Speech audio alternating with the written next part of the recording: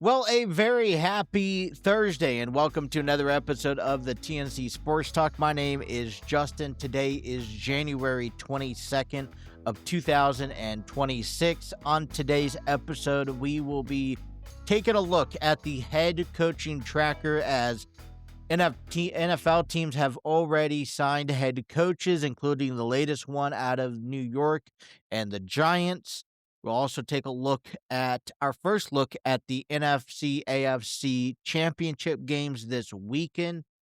But I want to kick things off with a trade in baseball that took place yesterday between the New York Mets. It's between a four-way trade.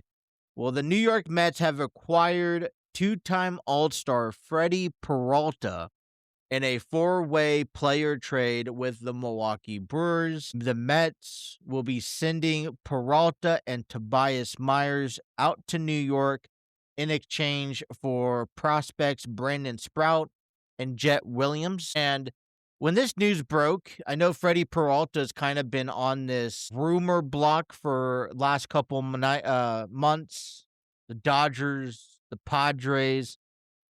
Was kind of surprised to see the Mets adding a pitcher to their rotation. But, this helps the Mets. Peralta's coming up on his contract year. He has one more year with the organization. And Milwaukee does what they do best with a lot of these players that they build up and then they trade away before their contract. And, for prospects to continue proceeding the next stages of their organization. And Peralta's coming up on a contract year. They felt that they got some really good prospects out of this deal, and they are ready to go. They locked and loaded. And when you're that type of team, I guess being able to make this deal now compared to waiting until, May or June is needed. You're going to get rid of him, but you're also, you're trying to get the most out of him. You don't know what the first, 2-3 months of the season is going to hold. And so do you risk it, hoping that you get a good turnaround? And a lot of times teams ain't going to deal out prospects unless they're tanking. And Peralta's going to be on a winning team if needed. So how much does this phase Milwaukee, to be honest? Milwaukee, has Brandon Woodruff, Jacob Mizoroki, Quinn Prester, Chad Patrick, Logan Henderson, Robert Gazer, DJ Hall. So a lot of new faces that I've seen that I'm not familiar with.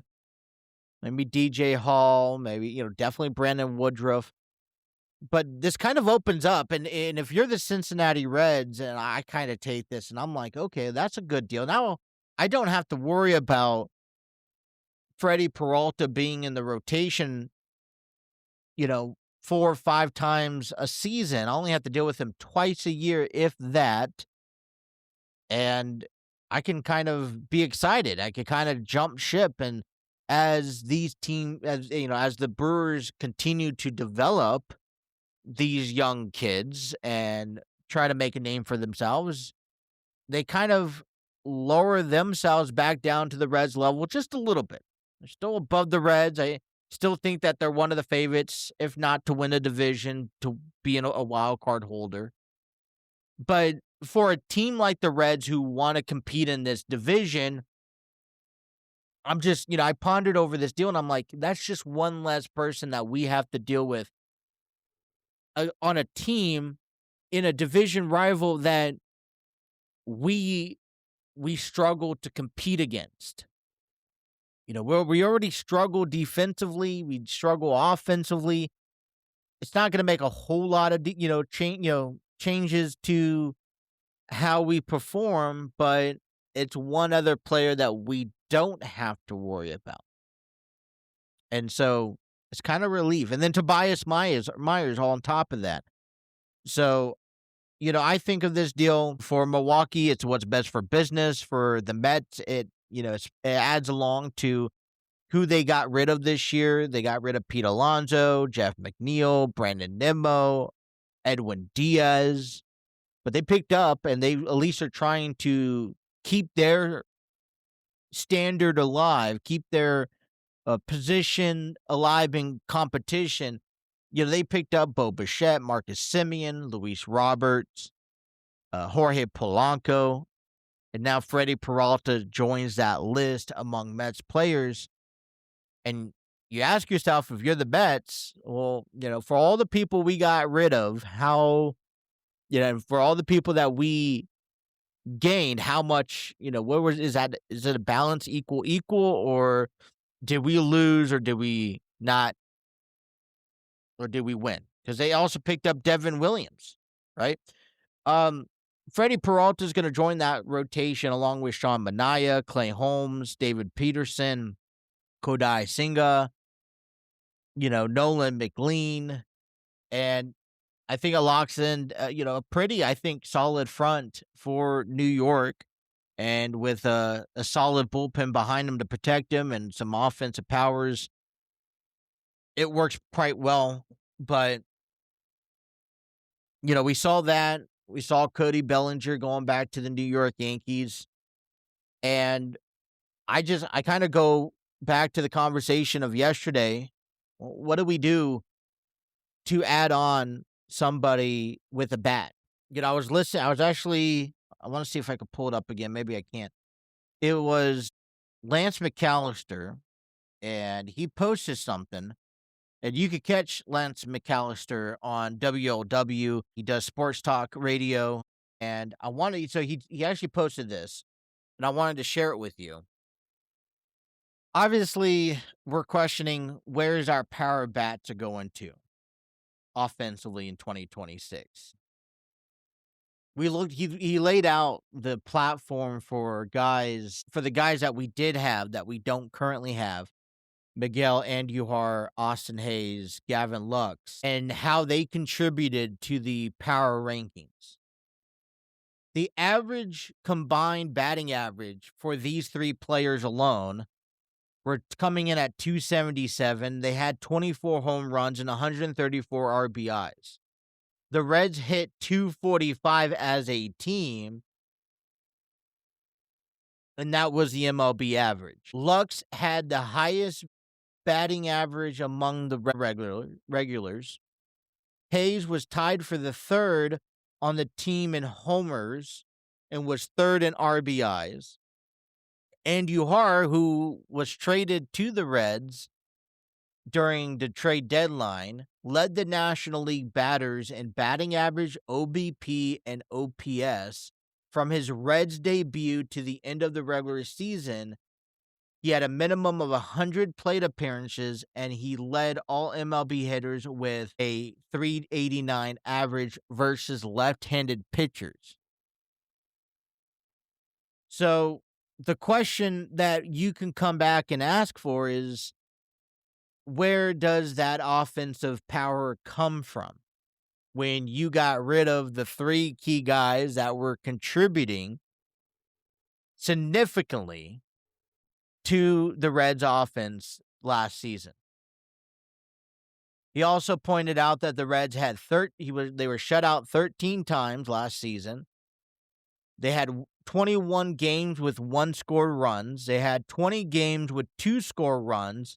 They scored less than 3 runs in a third of their games last season. And if that's the mentality that kind of paves into 2026, is that enough to carry this team back to a playoff run? When they scored at least 4 runs, they were 65-25. When they scored less than 4 runs, they were 18-54. When they homered, they were 58-36, and when they didn't, they were 25-43. So the clear indication states here that the Reds' offensive bats power is going to be key for the Reds this season.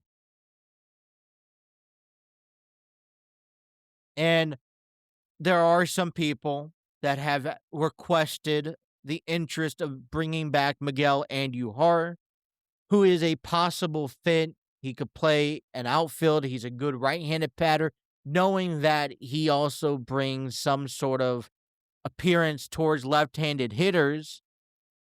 I kind of inclined to be, all right, let's reach out to him.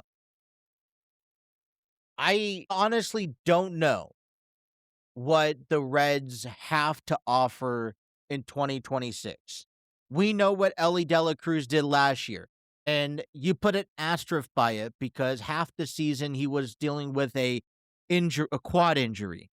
You know, hopefully he is healthy this year. Matt McClain, Tyler Stevenson, who I love Tyler Stevenson, but when he's healthy, there are spurts moments, and when he's not, there's, he sucks. Unfortunately, he slumps. Spencer Steer, another guy who, you know, is constantly inconsistent, and they, as a combined, can bring a little bit of power, but it's not enough, I don't think, to win a team. And you look at the new guys that are brought in. You got JJ Bleday, Dane Myers. And that's kind of it, if you think about it. And the only kind of prominence that we're kind of looking forward to heading into this season is the prospect Sal Stewart. And I think he's going to be limited. I don't think he's going to make the opening day roster. I mean, even if he does, he's a guy who comes off the bench. We still need a designated hitter. And so I'm trying to find a reason not to say, hey, let's pick up Miguel Andujar. That's what I'm struggling with. Because we know we need it at bat. I still don't think we have a DH. And it's better to have 1 to 2 people designated for that position than having half of your roster lineup open to that. I don't think you have enough versatile or utility players all coming off the bench where you can place Steer at third or, ECS at, out in the outfield, whatever. You can't do that. Well, the other conversation I had yesterday with you guys were the possibility of bringing back a Eugenio Suarez, and that may become more of a reality as the Los Angeles Angels have agreed to a 1-year, $4 million deal with the third baseman, Yoan Moncada, excuse me. Moncada is 30. He's batted .234 with 12 home runs. He was injured season. He decided to re-sign with the Reds. It looks like the Reds may be out of the deal of Suarez. Suarez are still interested in, he was tied along with the Reds as a possible return. He also cut ties and make ways with the Pirates, Red Sox, and the Athletics. If you're Suarez right now, you may want to consider with the Red Sox, probably the top team available at the moment. But coming back to Cincinnati, where you are a fan favorite, and we hope that this time around, if so, things would be different, wouldn't be ideal.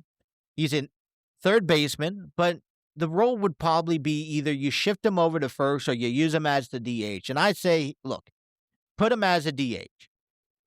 I say you give that slot to him. You let him focus off of his offensive power. Don't worry about his defense. And you put, you keep Steer over there at first. You develop Sal Stewart over throughout the year. And then this is if you put Christian Encarnacion Strand over there at third, if you do, but if very few times you'd put Suarez on the base, and that's to give a guy like Key Brian Hayes a day off, or you need Ellie Dela Cruz in that lineup. It could also be situational. But when you see a deal going back to Freddie Peralta leaving Milwaukee, they're making enough chances, enough room to develop, which is great. But if you're a team that's kind of stuck in the middle, that tells yourself, hey, we have to find a way to be better than Milwaukee, be better than Chicago this year, you look for moments like this where Freddie Peralta was one of their top pitchers in the rotation. Now that he is no longer with the Brewers, you say, hey, we can now work with everyone else and deal with everyone else.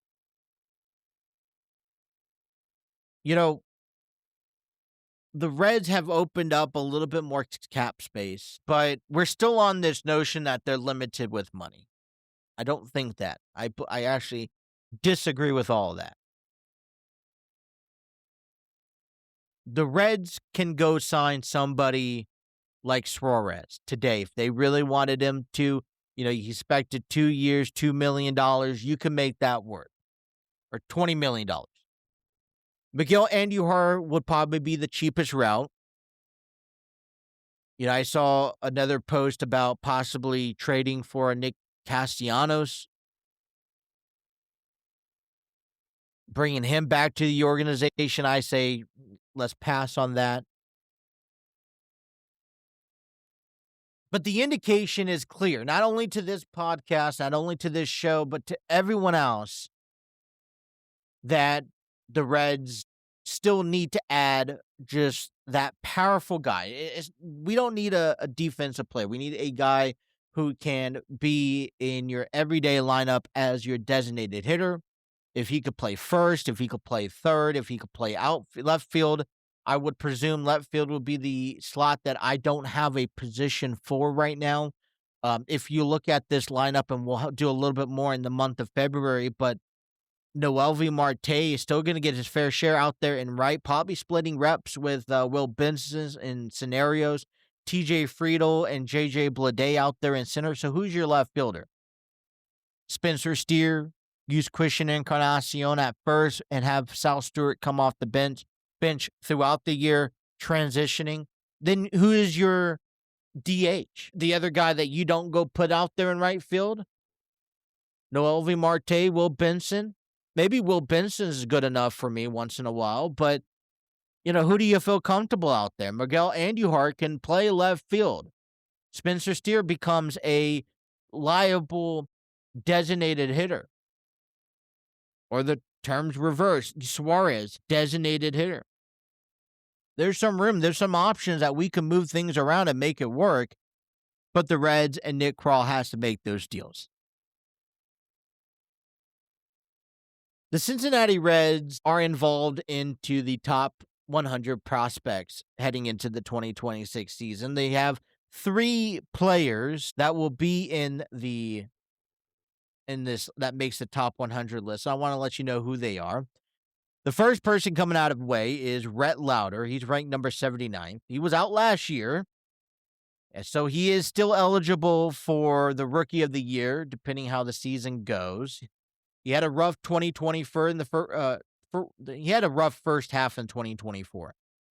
He only had 11 starts. He pitched a 6.52 ERA, allowed 65 hits in 48 innings. Second half, he turned things around with 12 starts, 6 runs, 65 innings with a .82 ERA, and only allowed 1 home run.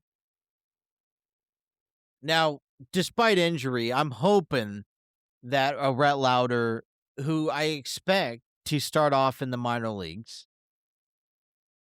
is going to be someone that we would be quickly interested in picking up on and being able to utilize throughout the course of the year. I can only imagine that Chase Burns is going to come into this year with limited innings pitched, and therefore, how quickly are you going to burn through those? I don't know. Maybe it would even be an ideal to bring Burns up. You bring someone else up temporarily and then, call up Burns towards the middle or the end of the season, maybe when we need him the most in August and September. But Rhett Lauder is going to be in that conversation. Another guy that's new to me is ranked 77th overall is Alfredo Duno. I spent the entire single-A season in Dayton. He's the second, he was ranked second in the league in average with 279. He led the league in home runs with 18, RBIs 81, OBP at 430, slugging at 518, OPS at 948, doubles at 32, walks at 95, runs scored at 78. Now, that's impressive numbers if you're going to lead the league in single A to do so. Now, I'm not saying that we need to jump and say, let's bring him up to the major leagues. No, I say he starts off in double A this year. Things will get a little bit more crisp as you move up in the, in among the affiliates. But he's someone that if those numbers carry through, that we in the next year or even two, we could see him get brought up to the major leagues, and it'll be an exciting moment to watch. And then Sal Stewart, who's ranked 23rd this year. He was in Double A for the first half of the season last year. He was called up to Triple A after the All-Star break, and then he was called up to the majors back into September. He had 18 games with 5 home runs. He is going to be someone that I can just predict the Reds making sure that they use him accordingly. And I don't think you need to rush Sal Stewart.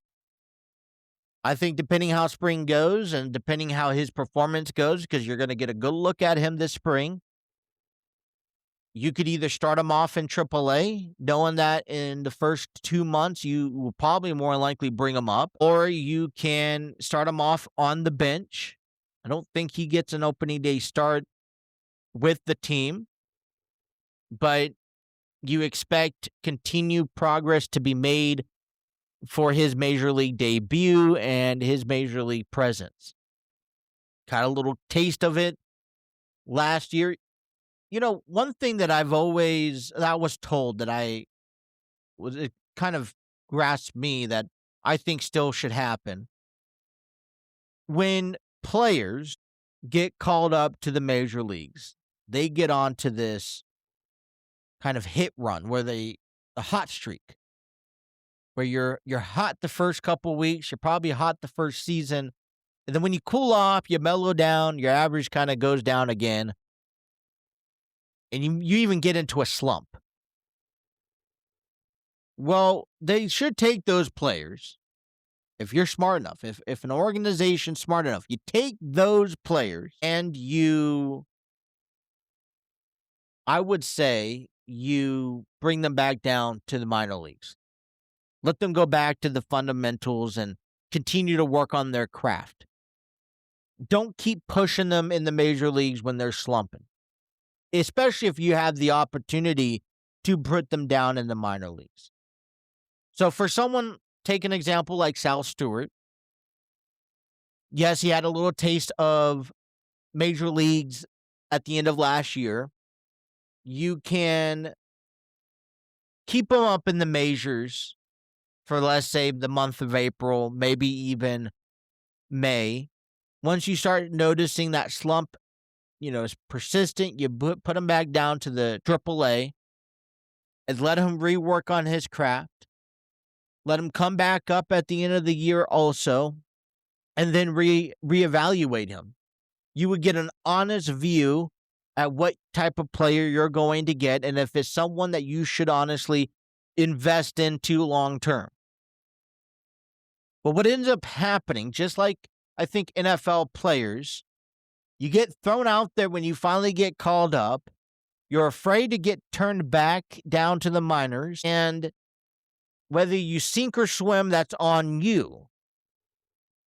And despite anything that you may go through and, in between, you hope whatever slump happens, it's very quick and fast.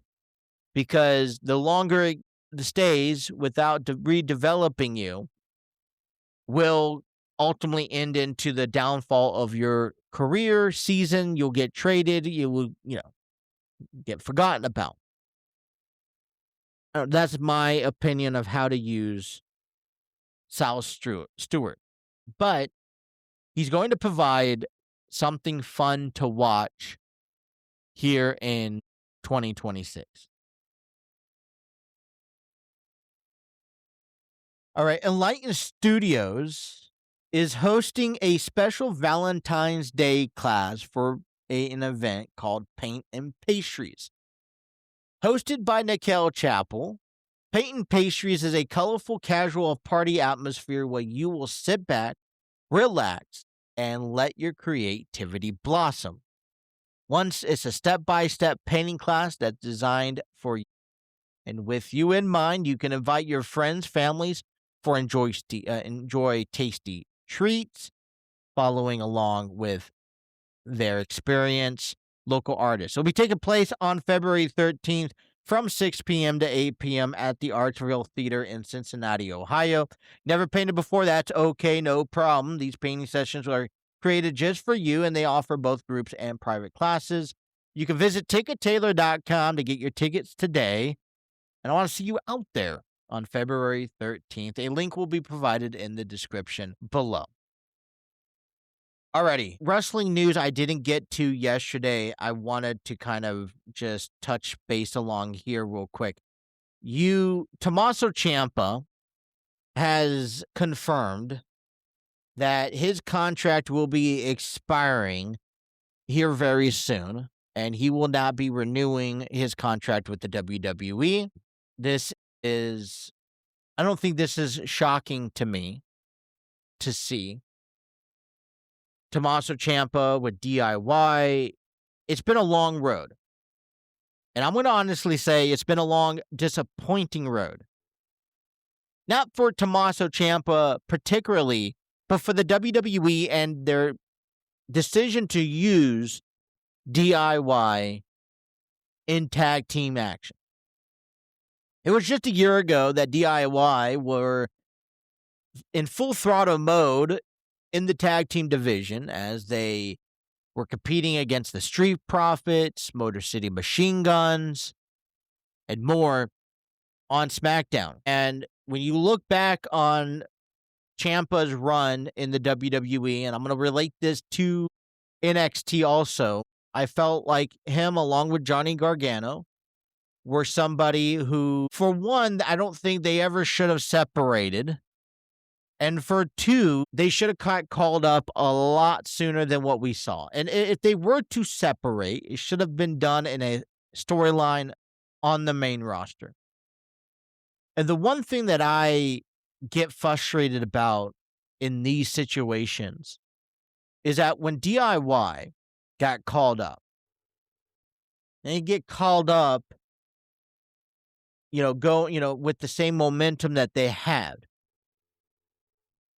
I don't think WWE should change the momentum and envision somebody or a group when they're down in NXT. For example, we'll see Javon Evans, Trick Williams, Obafemi.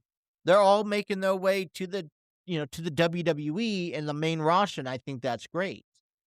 But they should not be changing their gimmick or what worked for them in NXT. It shouldn't be start from scratch, and it shouldn't be, you should carry that momentum. And this is what frustrates me the most. It's the momentum shift, because you work your way to build yourself to the top of the ladder in the WWE, but then when in NXT, but then when you get brought to the main roster, you're back down at the totem pole. Well, what happened to all that momentum?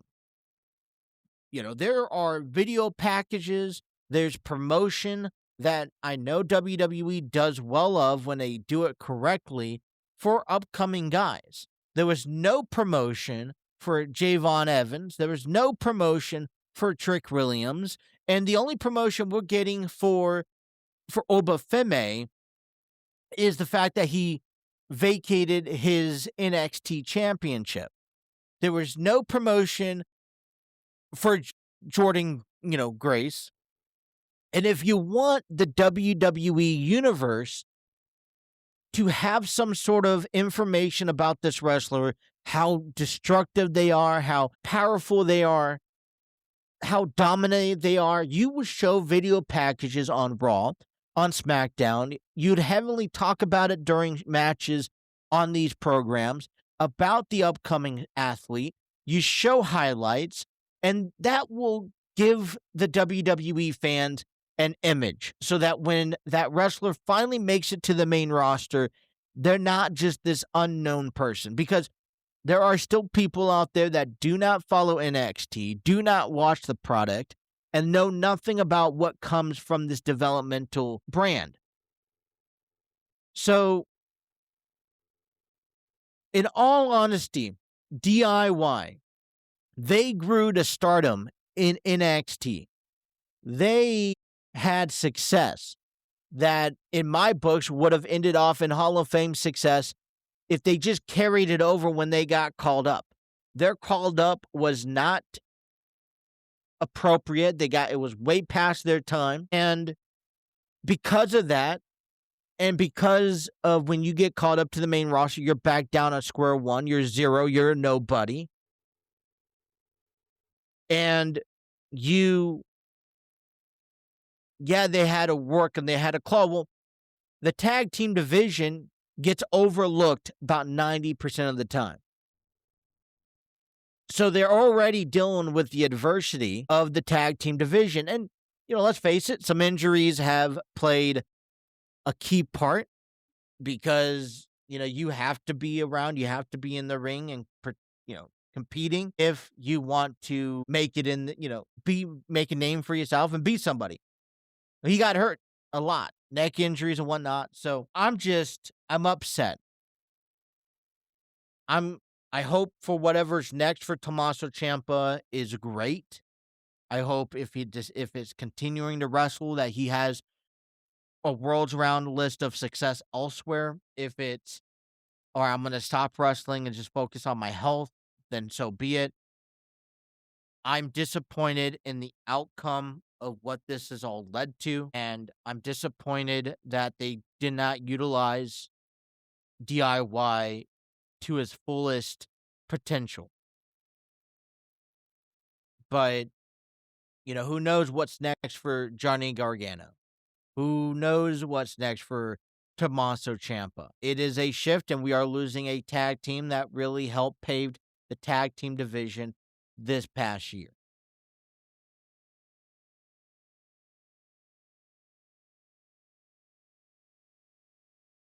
There's just not much more wrestling news. Tomorrow we will get ready for SmackDown, talk about Saturday Night Main Event, and get you guys ready for the weekend. Before we get into our football conversations today, I wanted to take you back to Enlighten Studios as Enlighten Studios presents Grassroots from February 27th through March 8th. You can join Enlighten Studios at the Archville Theater in Cincinnati, Ohio, for a production worth a lifetime. Written and directed by Terry Chappell II, and a production that is inspired by the timelessness of fences and a raising in the sun. It is set in the 90s neighborhood where lawns are immaculate, but equality is far from it. Follow the Gibson family, the first black homeowners on the block, as they confront a quiet, cutting injustice of daily life. When the neighborhood mailman shows respect to every white household, but pointedly tramples across the Gibsons' carefully kept lawn, a tension standoff brews between dignity and discrimination.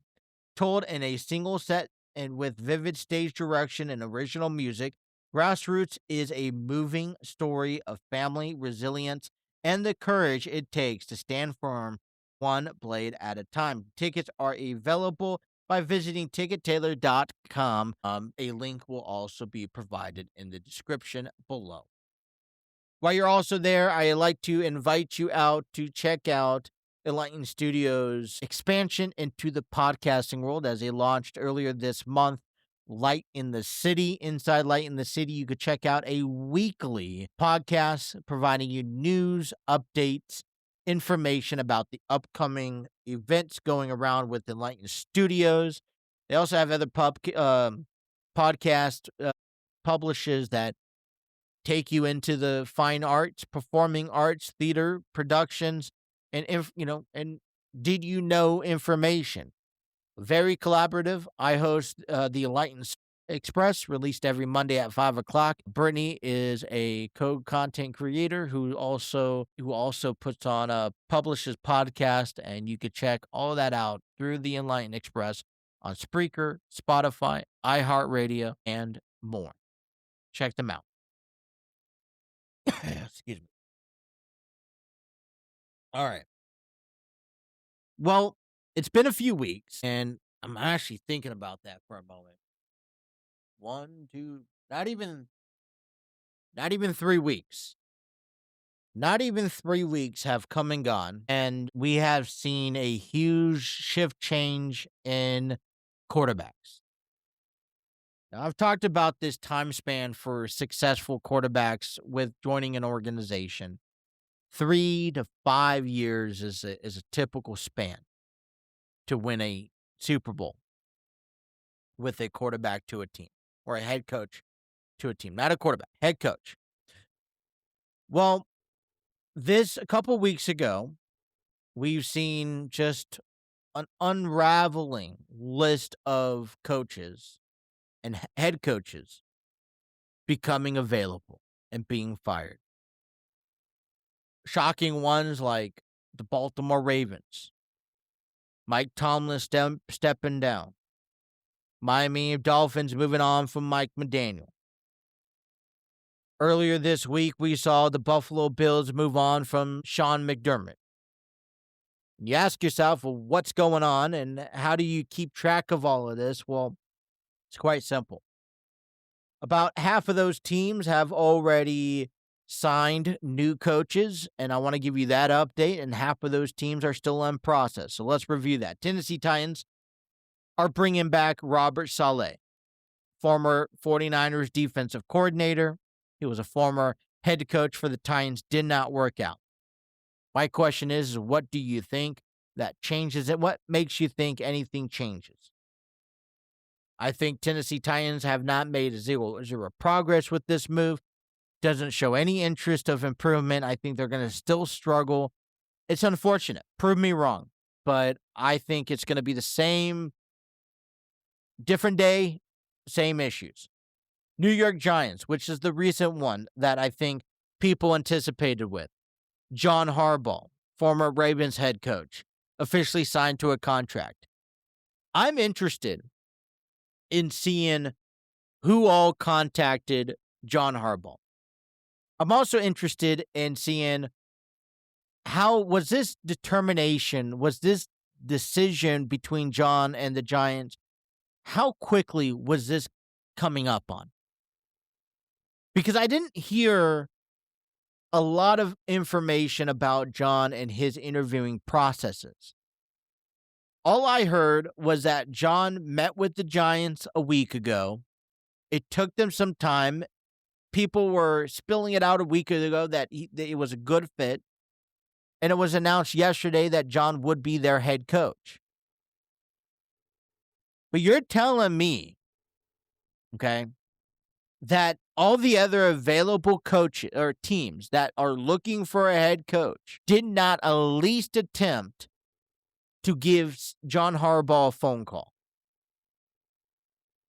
Is there something that I don't know about that it's been said, I didn't read it yet, or is behind closed doors between the relationship of the Giants and John to the point where he didn't need an interview or schedule any more interviews? It seemed like this was already predetermined. Felt like the Giants and John were already at an impasse of this is the direction we're going to go down, which led me to believe, did John know that they were going to depart ways with Baltimore before the season ended? Because I was listening to the manager talk, the general manager, and he seemed pretty straightforward about this comment and his statement with John Harbaugh, saying that this was the direction that was going to happen one way or another unless you won a Super Bowl, and it was time. I'm wondering how far back did they have these conversations saying, look, regardless how you end the season, we are going to let you go. Go ahead, start making calls, let people know, maybe not make it public if you don't mind, but let people know that you are interested in seeking a new position. Maybe John got up on the phone to the Giants ever since Brian Daboll got fired and said, look, there's a chance I'm going to be fired at the end of the season. Let's have a conversation. I just feel that any other team that didn't call him and didn't do their due diligence on trying to get John Harbaugh is an injustice to their franchise. I mean, I don't care if you have a head coach or not. John Harbaugh is one of the top available head coaches that were available, and anybody would be lucky enough to have him leading your team. The Atlanta Falcons picked up Kevin Stefanski, former Browns head coach. Miami Dolphins have decided to go with Packers defensive coordinator Jeff Hafley as well. So John Harbaugh, no Mike Tomlin. John Harbaugh, Kevin Stefanski is going to the NFC. And I thought it was funny. We're talking about this, Kevin Stefanski, and Baker Mayfield ends up calling him out on a Twitter post yesterday. He said, and I quote, failed to quiet the reach, pal. Still waiting on a text or call from him after I shipped off like a piece of garbage. Can't wait to see you twice a year, coach. I love it. I can't wait. I think it's great for the business of the NFC South. You're going to create a lot of controversy moving forward. Please let it hash out. Did you know this? Baker Mayfield led the Browns to 11-5 record back in 2020, reaching the playoff for the first time since 2002, and winning their first playoff game since 1994, which, by the way, that was against the Pittsburgh Steelers in the wild card round.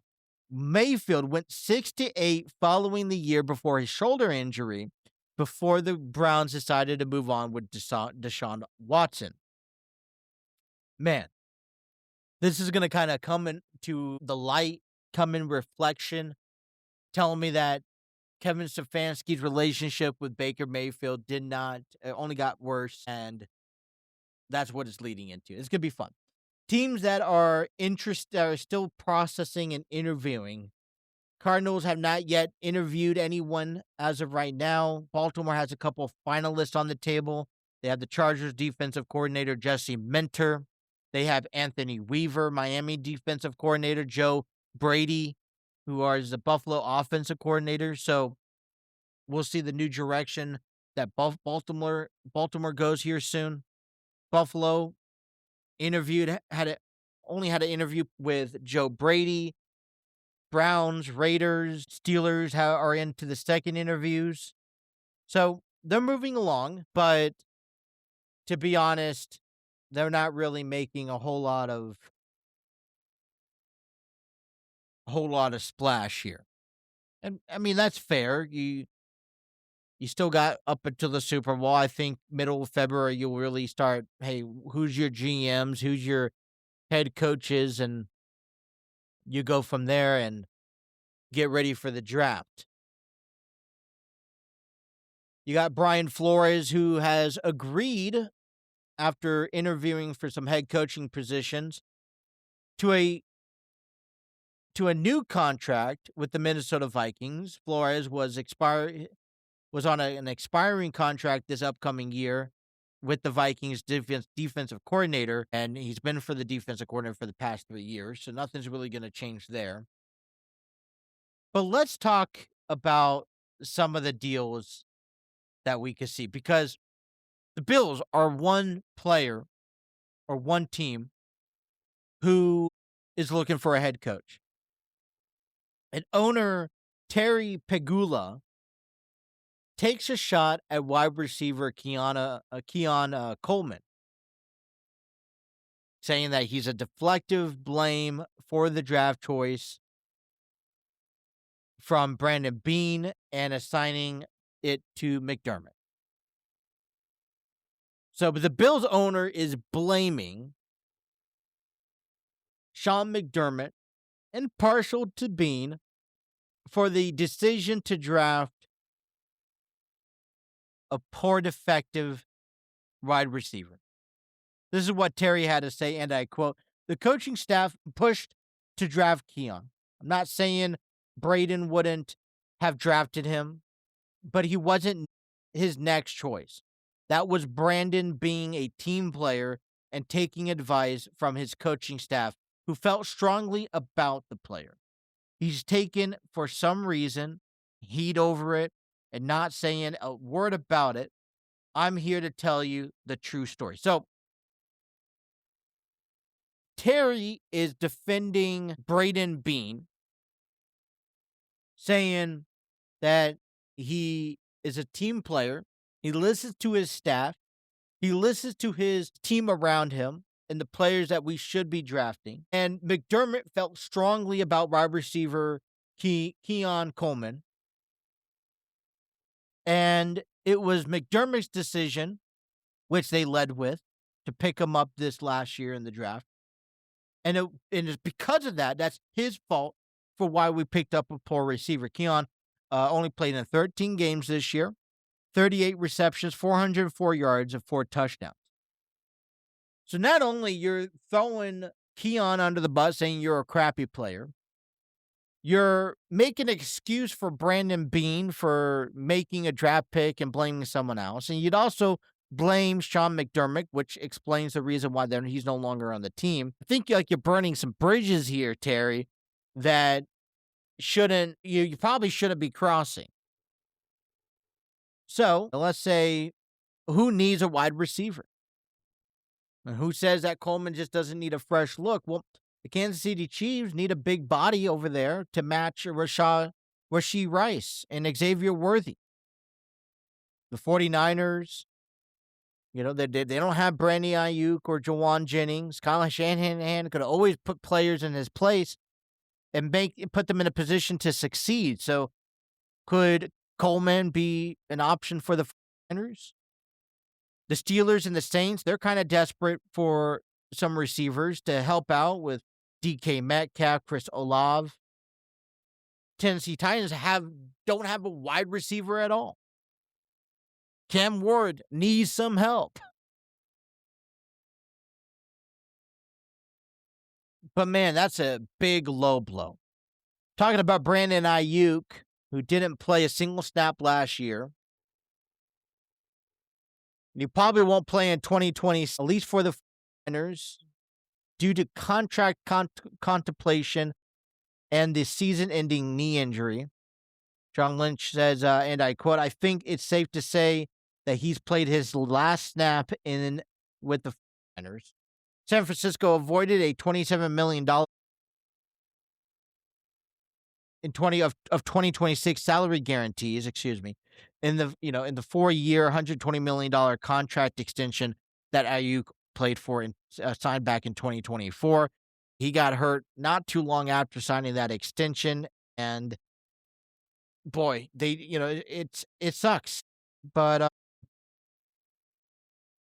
I feel like teams have to go through this tough. Players have more say, and these are the consequences of it. All right. AFC NFC Championship games are here, and they will be taking place this Sunday. Now, tomorrow's episode, I will provide you my ultimate prediction and who's going to be heading to the Super Bowl in 3 weeks, in 3 weekends. So, but on Sunday, we have on CBS at 3 p.m., we have the number 2 New England Patriots taking on the number 1 Denver Broncos. And at 6:30, we have on Fox the number 5 Los Angeles Rams taking on the number 1 Seattle Seahawks. Now, when I look at these 4 teams, my first thought was there's only one familiar face, and that's the Rams.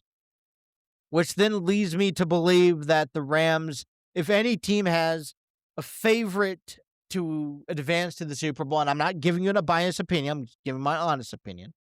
The Rams have been here, done that. They know what it's like. The Patriots haven't gone this far in the postseason, unless the postseason at all, since departing from Tom Brady.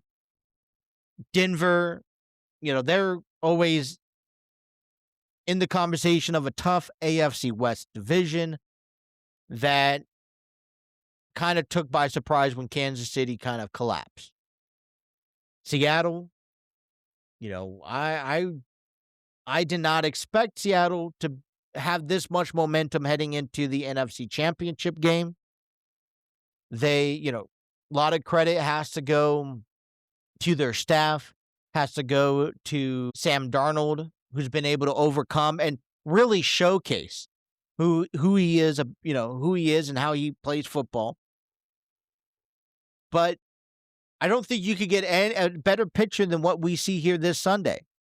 You literally have the top two teams in the AFC taking on, and then you also have the NFC West division rivals, which have been a highlight throughout the 2025-2026 season.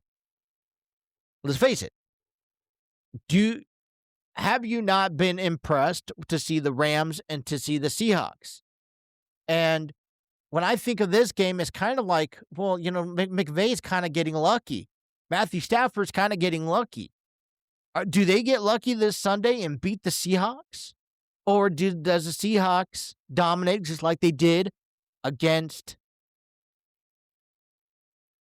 in the divisional round? And do they get lucky and do they dominate just like they did back against the Niners? Or does that success stop at the NFC Championship? The Patriots and the Broncos. You tell me at the beginning of the year that these two teams are going to be competing in the AFC Championship game. I said, I don't believe you.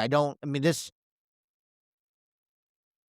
And they both definitely well deserve it. Broncos are going to come in and, they have a great both teams have great defensives. I think it's going to be a low-scoring game. I think, Sunday's game is going to be the Patriots offense and Drake May taking on the Broncos defense, and who's going to outlast each other. Because I think Drake May only had to find the end zone 2 times, if that, and it can probably come down to field goals. It's going to be a defensive battle. So you got two honest, equal teams. It's going to be hard to choose from. But when I look at these two teams, and I'm just going to kind of give you kind of a preview of when I look at these two games, what I see, I know that we don't have Bo Nix, and that concerns me. Although the Broncos defense good, how much is the Broncos offense affected by Bo Nix? And we'll find out Sunday. I think Drake May, who has put on a MVP caliber year, has the advantage of, and has the intimidation and the advantage of just walking through and taking out the Broncos in Colorado. When I look at the Rams and Seahawks, it doesn't get any better than this. I question how much further can the Seahawks go, and how much more lucky can Sean McVay go? Because I don't feel like the Rams should be in the NFC Championship.